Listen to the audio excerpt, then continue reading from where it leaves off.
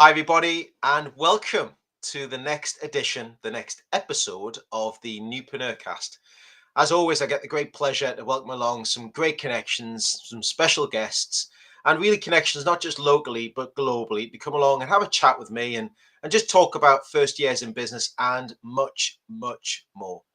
Now, this week, I've got the great pleasure, privilege, as always, to welcome along a connection who I've got to know extremely well over the past few years. And it wasn't just on the golf course. We've had a coffee, we've had a blether, we've had a chat outside of working on the greens and the fairways, etc. But he is pretty good at golf, though, by the way. I have to say this, very good at golf. But what he is extremely good at is helping people find that cash flow management in their business. Identifying if someone owes you money, you can get the money back into your business so you can invest it back into growing your business even further. Can you please welcome with me this week is the one and only Mr. Iain McPherson of Hewitt and McLeod. Iain, how are you? Thank you, Lee. I'm very well for a Friday. Yep, very good. Thanks again for the opportunity to have a wee chat. You're more than welcome. It's great to catch up with you again. And it's just been, I have to say, I don't know if you feel this way yourself, but this week has flown by. It's been a busy week. Yeah. It's been a busy start to the year, to be perfectly honest with you. I don't know if it's people have still got that New Year resolutions and that positivity to take action and things. But yeah, we've been busy this year. Yeah, that's why I can't believe how quick it is flying by. And you're right, what you're saying. It's not just a busy week. The year has flown by. I mean, I know we say it all the time, but we're into March already, Yeah. and it's just gone Mm, quickly. So yeah. I bring everybody along, Ian, and we chat about their first year in business. And what I would like to start off with, really, is what was your first year in business like when you're working for yourself? Well, I suppose you can sum it up in one word: COVID. That's what happened. I don't know if you remember, I met you. I think it was in Browns in Glasgow city centre at That's right. a Yeah, networking. that's Yeah. right. So that's when I had started the business, and initially was going out there to make connections, build networks, etc. Then what, 6, 7 weeks into it, that was it. The country shut down. So that was my that was the sort of environment that I started the business in. So it was very, very tough. Uh, I wasn't in a position where I was quite fortunate that I could sort of ride out the year to an extent, so I had a wee bit of, a safety net, but it was tough, Mm. before you even get to managing cash and cash flows. That was something you just hadn't planned for. It's funny though, because you're looking after the cash flow of other companies. That's what your remit was, your business. But I Yeah. guess you had to manage with all that yourself in the first year. Yeah, I mean, that's exactly it. I mean, you make a plan, you have a business plan, you've got an idea in your head of what you need to come in every month or every week or whatever, every quarter, okay, and you have a rough idea of what your outgoings are going to be. But like everything else, when you're setting up for the first time, costs, you never accounted for occur. You don't realise that sometimes, well, not so much in my world, but obviously businesses maybe don't pay you as quick as you think they're going to pay you. Okay, so all these are things that you have to take into account. I say I was quite fortunate that I was in a position when I set the business up that I had a sort of degree of financial security behind me, so I wasn't solely dependent on bringing business in at the beginning, which I think if that had been the case, it might have been a lot tougher.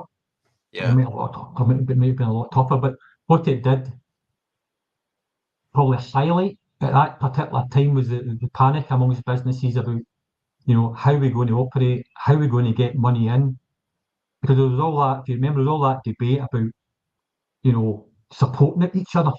Yeah. People were coming and going, and if they're paying something, it was better than nothing, and there's a very softly approach to getting paid, although it was still a serious subject. So that whole time really, I think, caused a lot of confusion. Really did. It's not just that though as well. We met in the Browns. I remember that now in George Square in Glasgow, and then at that stage where you're just sort of getting yourself started off, etc. as well.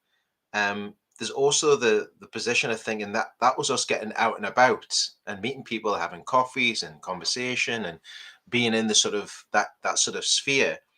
But it's right what you say. It's then we went onto an online platform and then had to work virtually like we're doing now. In other words, Yeah, really, and I guess Was that harder for you trying to identify the clients and prospect, do you feel?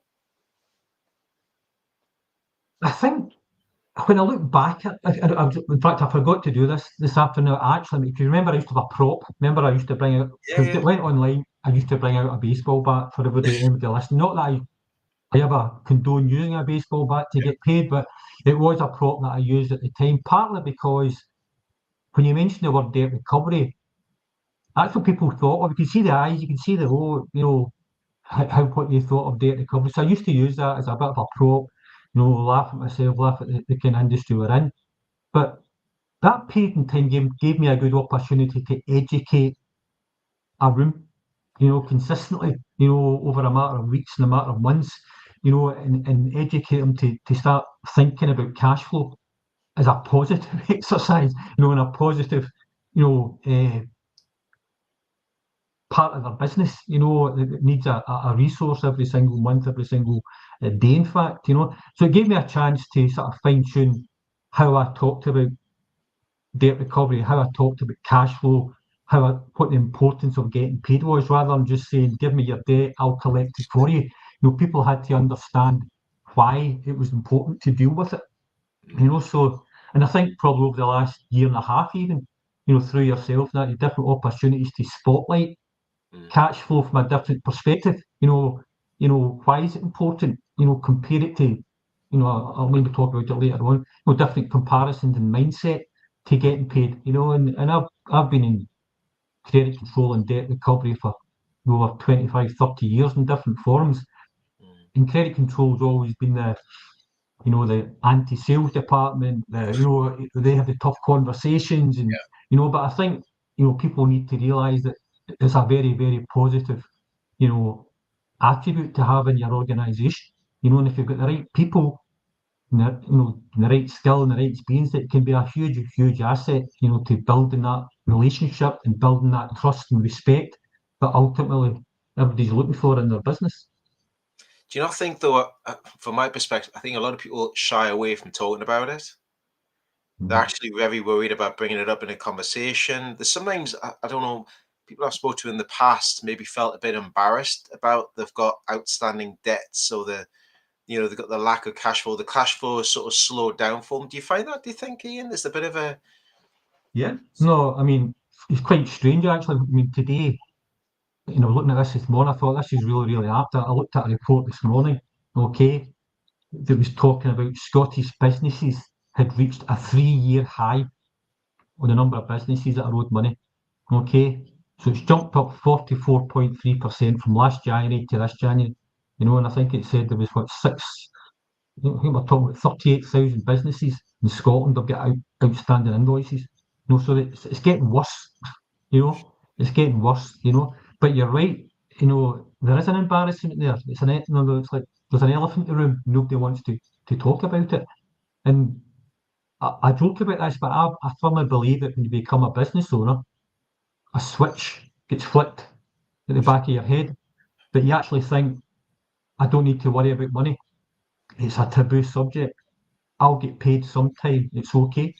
Because if you think back to even we both came from being employees, yeah, and again, today's a perfect day to talk about this. This is payday for many people.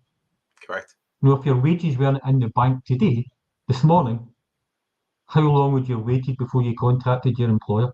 Oh, You'd be talking minutes. Minutes. Because you've got a mortgage to pay, you've got bills to pay, you've got a family to support. mm, But when you become a business, it's as if all of a sudden, I don't have those problems anymore. I don't yeah, need to worry about money. But you do. yeah. You've still got a family to support. Your business has got maybe rent to pay. You've got employees to look after. You've got suppliers to pay. But for some reason, there's this blaseness about money. Mm, And I think I was reading a book the other day there, and somebody summed it up really well. There was a gentleman sitting on you can imagine the scenes. You're sitting on a lovely front porch, lovely day, sitting in the rocking chair, dog beside you, whining away, just moaning constantly. You know, the gentleman asked him, "What's up with your dog?" They're like, "He's sitting on a nail." Should he not move? It's not painful enough. It's not painful enough. That's what that's what I think getting paid like for a lot of businesses. It's just not painful enough, for them to do anything about it. As long as somebody's paying them at some time, and as long as they're getting more sales, more sales, more sales, more sales, they're missing the point. Yeah. They're missing the point of getting paid for the sales that they've already done. So yeah, you're right. I think there is a mixture of, it's a taboo subject and embarrassment, and maybe sometimes it looks like a sign of weakness, you know, not Point. getting paid and asking for help, but Yeah. listen, we've all got a strength, but everybody's got strengths and weaknesses, you know what I mean? Family could have seen me trying to get switched on to this 5 minutes ago. IT is my weakness, you know what I mean? So yeah, but that's one of the big issues, and I think it's one of the reasons I started this up was to give that support.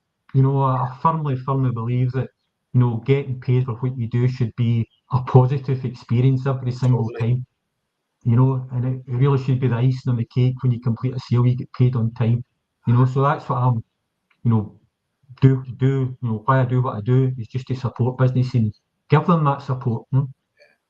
It's funny though when you talk about I remember it happening to me actually, and not getting a wage in, and I think I was in car sales at the time, young family, first boy was born, and the wage didn't go in the bank, and the ricochet effect against that was like the direct debits hitting the bank and the bank getting in touch with you, and I literally, when I didn't see it go in on one day, I was on the phone straight away that morning.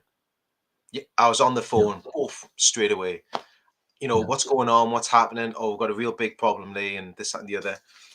But back then, they actually give me a sort of not a handout, you want to call it, but they give me cash to keep yeah, going, which was yeah, good of them to do. I mean, I'm going back nearly 20 years ago now. I don't even think that would actually happen in this day and age. yeah. No, I mean, you're right. And then what tends to happen is that people are robbing Peter to pay Paul. They're juggling, especially today. I mean, there'll be businesses out there, money still hasn't hit their account. Yeah, You know what I mean? And they're juggling, X, Y, and Z. yeah, And they'll be using, company credit cards, going to their overdraft, not paying themselves, maybe using their own savings to pay employees. It just that's the kind of worst case scenario that can happen. yeah, But ultimately, and I don't mean to be cruel here, but ultimately businesses need to take responsibility for getting paid themselves. hmm, I read so much and I see so much and I hear so much about every pointing the finger and blame, blame, blame. But believe me, the businesses that I come across, there's so much room for improvement to make it easier. I'm not saying it's going to cure the problem, by any means, but you could be a lot more, you know, uh, focused, in taking your own payment terms seriously. To be honest, rather than, I know sales are important, I know marketing is important, getting paid is important. oh, it is. Getting paid on time is even more important, And I think that's probably my mission, if you want to call it that, is to just get businesses to admit and to understand that the huge difference between getting paid sometime and getting paid on time, and it can take away a lot of stress, a lot of pressure every week, every month, because you need to be looking at it every single day, and if I know we're maybe jumping ahead here, but No, when you no, talk about setting up at the start a yeah, business, that's if you check your cash flow every single day, you've got your forecast, you're checking it every single day. The mm, worst case scenario, you're going to be a day behind, 2 days behind, you know what I mean? But at least you know where you are at any point in the month. And if you're looking ahead and forecasting, well, that's due to pay a week from now, yeah, you don't wait until that day, and go, it's not come in. You need to have steps in place to be proactive for that. I think that's the big problem. It's reactive. Getting paid seems to be a reactive task for many businesses. hmm. Well, it's the same thing again. People wait and wait and wait, and then it festers and snowballs into something else later on, I Mhm. think. And you hear all these different stories from many people going through that stage as well. It just starts to, it doesn't just cause chaos in your business, but also causes chaos in your personal life. I think it has Mhm. an overspill. But also, I was Yeah. speaking to somebody this morning about the sort of highs and the lows of business.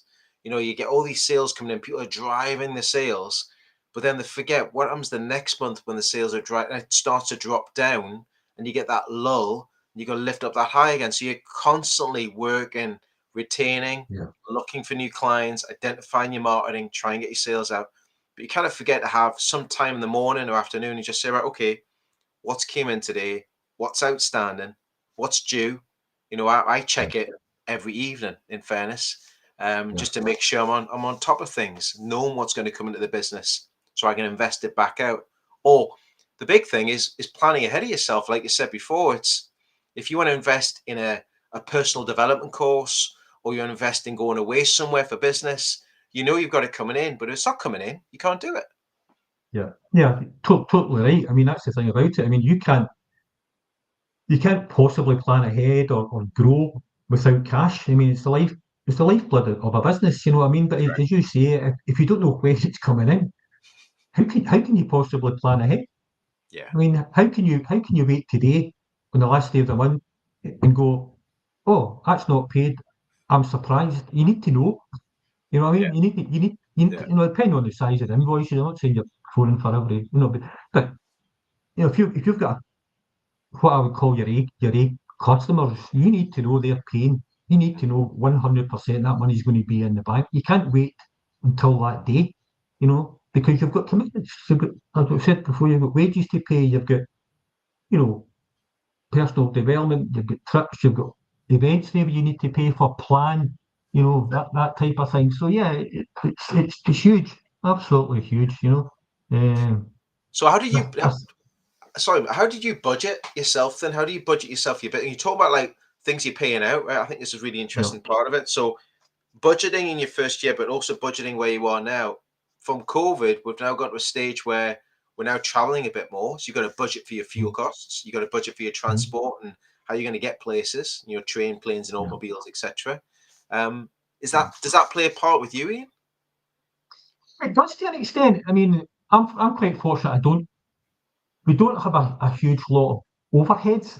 Okay, I mean, it's not like we're producing like a product as such. I mean, we don't have raw materials and things like that. And a lot of you know, what I'm doing for a lot of businesses is it's the use of a phone. I mean, it's talking to people. Time is probably my biggest. That's it.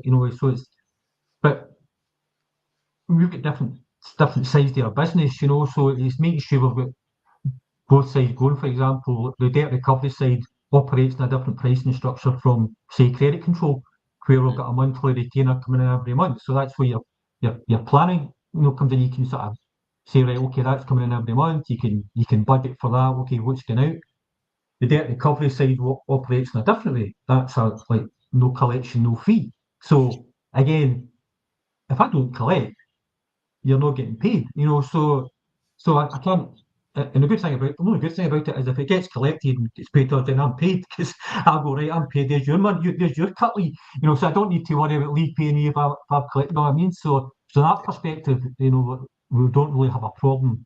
I think it would be quite poor if we were a debt recovery company and we were struggling to get paid and manage cash flow sort of thing. But so from that perspective, but there's different types of businesses, different types of revenue streams, what I mean, as well, that we have to manage differently, yeah. So, but again, we still have to plan, we still have to take a wage, as well, what I mean. So everything that is built into, the next quarter, whatever, and we look at what we've got coming in, but every day you have to look at it, yeah, every day. You got to pay yourself. You got to pay yourself some money. You're not doing it for free. Well, some people do in some respect. But again, the money you've got coming in isn't just paying bills or invoices and this, that, and the other. You've got to pay yourself that sort of monetary value to yourself as a business owner as well. And is it just you and just you and one other person in the business, isn't it? Yeah, it's me and my business partner, Graham. Yeah, the two of us. So I'm probably more recently been more the face of it now. In that type of Graham's more like in the trenches, get on with it. And does the day job, so to speak. But it works well. You know what I mean? The reason being, it's just different styles, different experiences. I mean, I say I was both credit control and debt recovery on and off, so I've been on both sides of the fence. So I'm used to that sort of having those conversations with business owners you know, and I know the problems that they have in credit control, and I know the problems of how they perceive debt recovery, you know, and that is one of the biggest challenges that we probably have. And I think a lot of credit controllers, and I've been there, they sometimes feel threatened, you know, as if I'm going to come in and do something that they're not doing. And it's not like that, you know, it really isn't. You know, it's about working in partnership. You know, we're adding another tool to their collection toolkit, so to speak, you know, so we're giving them another tool to say, look, you're not paid, here's what's going to happen, here's a consequence, you know, rather than instead of, you know, and I say that to every new client. It works best when we're working together. It works best when it's signposted. It works best, you know, when you're passing it earlier rather than later. You know, we'd rather be a safety net and trying to pick up the pieces, you know, down the line. You know, and that's you know, the biggest challenge for us always is trying to encourage businesses to be proactive. You know, because you touched on it earlier on there. They're embarrassed. You know, they're worried about the relationship it's going to have with their potential customers. You know, how's it going to look if I'm chasing them for money? You know, well, how does it look to you if they don't pay you? You know, that's the flip side. You know, you're worried about how it looks to you. They're not worried about not paying you. You know what I mean? So you've got to, it's all about mindset. Absolutely all about mindset. Yeah.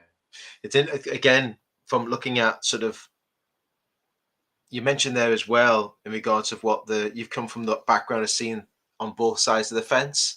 So you actually experience what people are going through. And I think that's really interesting looking at that as well.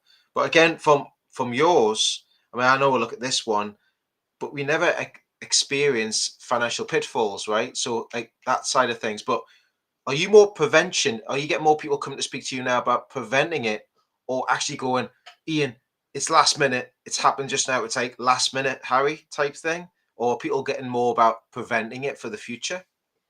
Initially, it used to be last minute, and and I'd say probably most of the time that the first contact we have is because it's got to a breaking point. You know, and something's happened that straw that broke the camel's back. It's got to that stage that they've been, you know, getting through it. There's always been cash coming in from somewhere, but it's caught up. You know what I mean? Again, I'm not getting paid more sales. I'm not getting paid more and more sales. And again, you can't keep up. You know, eventually you just can't keep generating sales after sales to bring cash in. So eventually it catches up. And I mean, this week alone, for example, I've got different businesses we've spoke to. You know, and that ranges from businesses giving us invoices that are 60 days past due, which is ideal for us.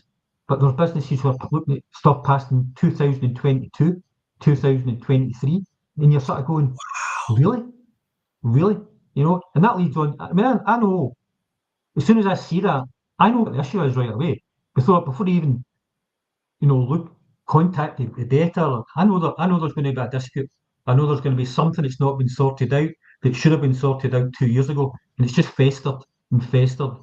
And they're expecting, I'm not a magician, so they expect me to pull a rabbit out of a hat and say, look, no problem, it's paid, no problem. It's going to happen. And I'm brutally honest with clients, in fact, I'll just off the phone to somebody was talking to there, a debtor, you know, and he's like, you're the nicest debt recovery guy I've ever spoke to. I find it easier for him to speak to somebody who's shouting down the phone at me. And I said that simply, like, this is all about being professional. It's about dealing with the facts. You know, if you owe it, you pay it. If you don't owe it, then we negotiate, sort of thing. You know, and he goes, that's fine. So end of the day, for £23,000, so it's sorted. You know, but that was going back a year and a half ago. You know, a year and a half ago, and we've managed to get that sorted. You know, but as much as that, I mean, from a selfish point of view, I'm like that, delighted that's money for Hewitt and McLeod, we've made money. But as a client, I'll feed that back to them and say, why did you know it? All that guy was looking for was answers. You know, that's a conversation. You know, a breakdown. You know, and it's having been in credit control for many years and worked in different organisations, some big, some small. Collections is a very skilled, a very particular type of person, a very driven, very focused person that needs to be on to do that type of role. If you say to somebody, do you want to deal with queries or do you want to deal with admin? I'll deal with that. I don't want, and that's sometimes the problem with businesses where maybe it's the office manager, who I always refer to as the superheroes in businesses. They're trying to keep so many different plates spinning in an organisation. They're dealing with holidays, they're dealing with payroll, they're dealing with orders, and they have to deal with getting the cash in. And you just can't do. You just can't do everything. It needs to be focused on every single day. As you said earlier on, you look at it every day. Who's paying? Who's not paying? But you need to act. You need to take action on it. You need to act upon it. But it's also, I can't believe there's actually people out there that leave it on the back burner for like years and years. Yeah. And don't approach to ask for that sort of the invoice or that bill or something that's been outstanding. That blows my mind. I don't understand it, but and again, it's back to this. They're so far removed from managing cash flow. All they're focused on is bringing in business. And as long as, so some people are paid, they don't see it, they can't see the wood for the trees. They're just cash coming in. And it's not until, and again, this is why we do this age debt report, this health check just now, because when you see it in black and white, and if you talk to a business, for example, your terms are 30 days, fair enough, let's look at your age debt report. Okay, 30 days, 60 days, 90 days, 120 days, beyond. What's all this here? Light bulb moment, right? So what's this? Who's dealing with that? And fine well, it's not getting dealt. Oh well, we send out an automatic reminder. We send out a statement. You lifted the phone? No. You know what I mean? And that's sometimes all it takes. You know what I mean? And it's. But I mean, that whole exercise is just to, as I say, get that light bulb moment. I talk about all the time about taking your payment terms seriously, because if you don't, how can you expect your customer to take them seriously? Yeah, they're going to pay that business who is proactive, who is at the front of the queue, who is shouting loudest, who is getting their invoice out in time, who is following up with a phone call. If all you're doing is sending out an invoice, sitting back, you're just going to go down the queue. So you need that every single day. You need to go on it. It's another point you brought. And many of my guests have been saying this as well. It's actually just picking up the phone. I spoke about it this morning when I was hosting a session online, and it's just pick up the phone. I think a lot of people this day and age now would rather just send an email or a virtual message to somebody and then hope and pray that the wind's changing, they'll answer that call, or they'll see that message that's in there. There's a multitude of different communication tools that you need to be using in this day and age. Yeah. The one that's not used the most recently, which blows my mind again, is just pick up the phone and speak to somebody. We did it before we jumped on the call. Give you a call and just make a phone call and have a chat with somebody. But the thing about it is, really, I mean,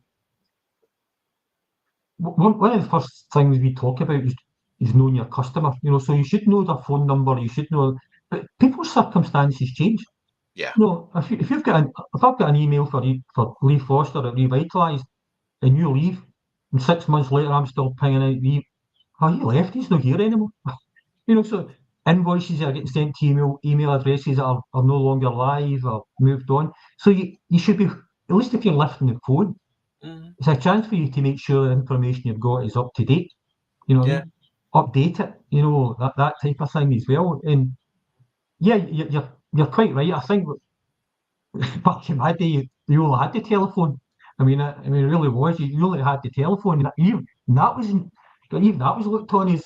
I can remember people being even struggling then to lift the phone because all they should do was send out reminders. But what we try to say to businesses as well, you can what we call disguise a collections call. Then don't call it a collections call. If a collection call really freaks you out, or you feel anxious about it or nervous about it, call it something else. Yeah. Call it a customer service call. And I give this example often that if you're supplying a product or a service, rather than waiting for the invoices due, phone a week, 2 weeks before it's due. Lee, it's Iain here. I'm just phoning up to make sure you're happy with the product or the service. It was great, Iain. Thanks very much. I sent the email over to you yesterday, sorry, the invoice over to you yesterday, Lee. Yeah, it came in this morning, Ian, I've got it. Is everything correct? It's due to be paid next Friday. Will that be a problem? Not at all, Ian, we'll have it in your bank. That's you done a collections call. Now, Yeah. from your perspective, you're thinking, surely great of Ian phoning to find out I'm happy with the service. My God, they're on the ball when it comes to their finances. I better make sure I pay in at time. And so all of a sudden you become more professional and Yeah. you're showing your client that you take your payment terms seriously. Whereas if they've got, Joe Blogs down the road who they've bought stuff off that it's faulty, they haven't heard anything from them, they're going to pay you first before they pay them. You know what I mean? So again, it's just trying to change the attitude and the mindset to making collection calls. It doesn't have to be, a negative, experience every single time. I think it's approaching that conversation with somebody, taking that opportunity to call them directly. And like you say, there's no harm in just chatting to them. I mean, I've done it in the past. I've phoned up and said, listen, there's an invoice outstanding. It's 2 days. Yeah. Oh, I'll get that organised now. That's fine. That's no problem at all. Or Yeah. one thing that I also do is you collect the payment straight away when they book something or they take a service. So you get the initial payment in. They don't get that service until they've paid the payment for it. Yeah, I mean that you touch on another. I mean, that's the thing as well. I mean, payment terms. A lot of businesses fall into the trap of having the same payment terms for all their customers. If you're dealing with a big, huge organisation, they ain't going to pay you in 7 days. There's no point in you trying to get them to pay as you do the fella who's got the shop round the corner. It's just not going to happen. So you need to be realistic. You need to have terms that that suit, that you can manage in your cash flow. You know what I mean? Some have been 30 days, some have been 14 days, or some have been 60, 90 days maybe, depending on the size of these organisations. But you have to be adaptable as well. You have to be adaptable as well. And I think that's, ask for payment up front if you can. Ask for 50% up front, and especially if you're, a lot of, creative industries, maybe when they're spending a lot of time, a lot of work's going in at different stages. Maybe get something paid up front. Get a 50% before the final bill, and be crystal clear what it is you're actually offering. What is the customer getting? And I see a lot of businesses sometimes that, well, I'm not paying for X because I thought I was getting Y. You sort of go, well, what was on the agreement? What was on the terms and conditions? What did you agree? If it's vague in the slightest, you can guarantee there's certain businesses out there who will take an inch and run with a mile. You know what I mean? They'll use that as an excuse to delay payment. You know what I mean?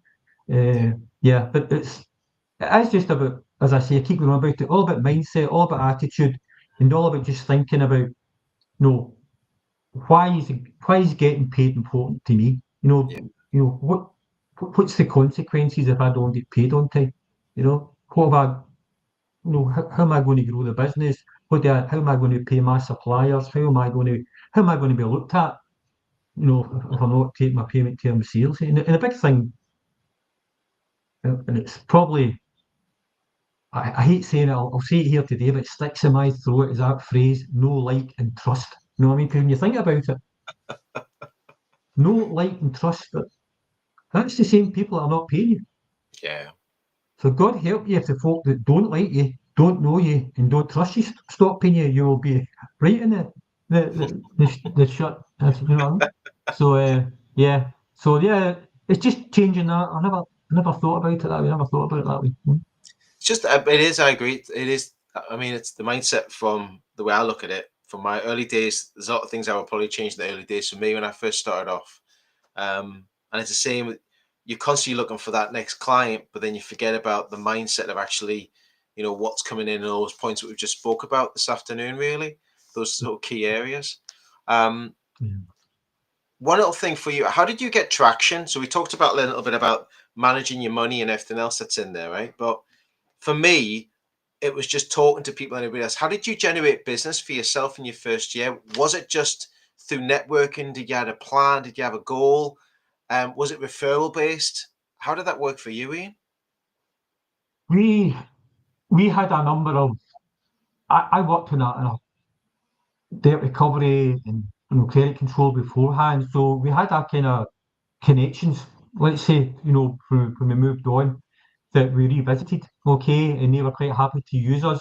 That gave us an initial platform to sort of build on, okay.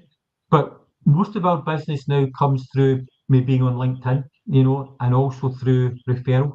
I mean, sitting here just now, had 4 referrals this week. Sitting here, emails from people. Can you talk to them? Sitting here this week. Okay, we've converted 2 so far. We're at a networking event yesterday. Had a call this morning. So that's Brilliant. that's where most of the business comes from. But I think that's just down to visibility all the time. Yeah. We have to keep the visibility up. Whether it be on LinkedIn, whether it be at networking events. And I think sometimes you feel you're maybe not getting the return sometimes, but you just need to believe that there are people out there are still listening to you. They still know what you do. It's just not the right time for them or the right moment. Okay. I mean, I had an instance where I was at a networking event and I was walking out the door, and this guy stopped me going, "You're the debt recovery guy." And I went, "All right, who are you?" He goes, "I see you on LinkedIn." So right away you thought, bloody hell, it does work. You know what I Yeah. mean? And we now do business for them. So you just never know who's out there. But I think I would urge, if I could say one thing to every business is listening today, I would say have a 30 minutes review of your age debt report. Yeah. Just to give you that, you know what, I'm not taking my payment terms seriously, or I am, but at least look at it and be honest and say, you know what, we could do better, or we could do a lot better, or I've still yet to meet them. We're doing everything right. I mean, if I ever meet that business, they're doing everything right, I'll let you know. But there's always somebody needs that little help or a lot of help, and there's always room for improvement. How can they get in touch with you about that age report? Because I know I'm sharing it with everybody on the screen at the minute, but how Yeah. easy is it to get in touch with you, Iain, about getting that sort of that 30-minute free age debt health report with Yeah. you? Very easy. They can just direct message me on LinkedIn, okay? Uh, or email me or give me a call, okay? And it's just a case of putting a time in the diary, and we just on Zoom or Teams or whatever, they send me their age debt report. We just go through it, we look at it, we think about what the payment terms are, and we just use those 3-letter word, why. Why is that not paid? Why is that not paid? And it just makes you think. All of us, it's quite funny sometimes. You end up having businesses defending the bad payers. Yeah. Then they realise that's what they're doing. They go, wait a minute here. Why am I defending getting paid late? Mm. You know what I mean? And that's the start of it. And you're just trying to say to them, let's look at your processes. When are you contacting these customers? When are your reminders going out? Are you phoning them? How do you contact them? Are you proactive? Are you reactive? What's your escalation? Different stages. You know, uh, you know, touch points that they could be dealing with this. You know what I mean? Rather than today, end of the month, there'll be businesses out there still on their phone, chasing. True. Trying to get money in at the last minute. You know what I mean? Used to amaze me that. I was only used to see certain people in your organisation last day of the month. Right, guys, focuses on cash.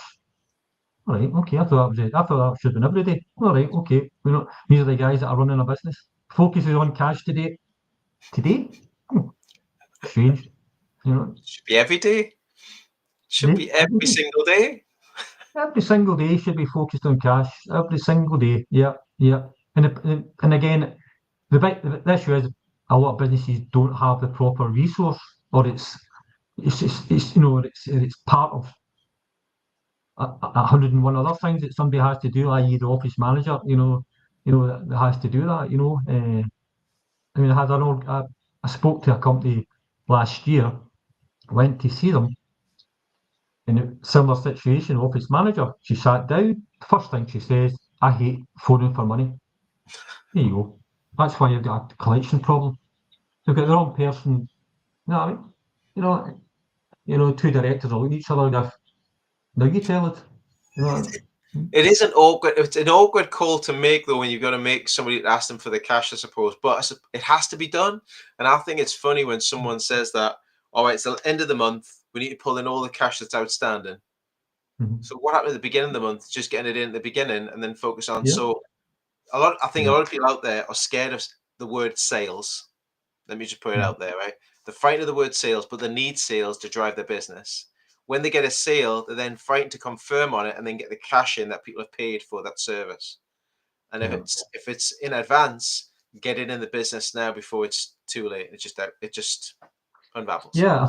I think you're totally right. I don't know if it's a UK thing, a sort of a British thing, or if you want to call it that, where when it comes to talking about money, if it's sales, we tend to talk about price and the cost of it at the end.